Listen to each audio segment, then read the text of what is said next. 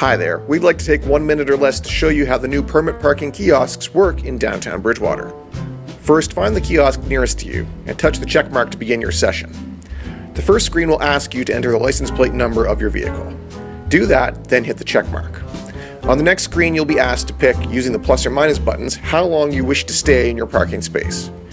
The screen will also then indicate how much money you owe for the time there. You can pay by coin or by credit card. A parking permit will be issued through the dispenser at the bottom. Collect that and keep it for your records, but you don't need to take it back and put it on display in your car. Your parking information is available digitally to our parking enforcement officer. You're now free to go on with your business in our downtown. Parking permit kiosks can be found in the Town Center parking lot, also known as the Farmers Market parking lot, the North Parkade, 2 locations along the Old Bridge to Dufferin block of King Street, and the O'Neill parking lot at the south end of King. Remember, these machines are designed to be easy and user-friendly. If you can operate a telephone or debit machine, then you can use one of our parking permit kiosks. And if you prefer, there's still plenty of traditional metered parking available in downtown Bridgewater.